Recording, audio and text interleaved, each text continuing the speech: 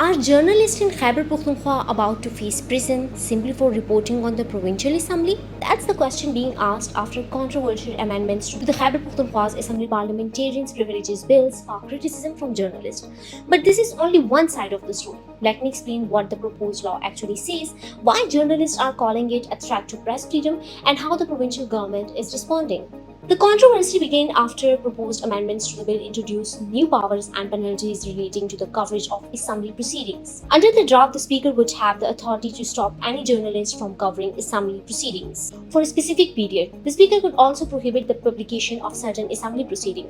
The proposed amendments also introduce criminal penalties for a number of violations, and according to the draft, if a journalist or media organization reports assembly proceedings in a distorted or misleading manner, legal action could be taken, including up to 3 years in prison and a fine of up to 300,000 rupees. Publishing a standing committee's report before it is officially tabled in the assembly could lead to up to 3 months in prison and a fine of 300,000 rupees. Publishing an adjournment motion before it is tabled could carry up to 1 month in prison and a fine of 100,000 rupees. One provision in particular has attracted widespread attention, and the draft proposes that allegation of bias against the Speaker of the Assembly or criticism of the Speaker's conduct in circumstances covered by the law could also result in up to 6 months in prison and a fine of up to 1 million rupees. It is these provisions that have prompted a strong reaction from journalists across the province. Press clubs, journalists, unions, and media organizations argue that the proposed amendments go beyond protecting the Assembly's privileges.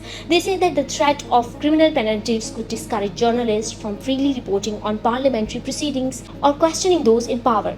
Several journalist bodies have demanded that the controversial clauses be withdrawn or significantly amended, saying that could undermine press freedom. But the provincial government says the story doesn't end there.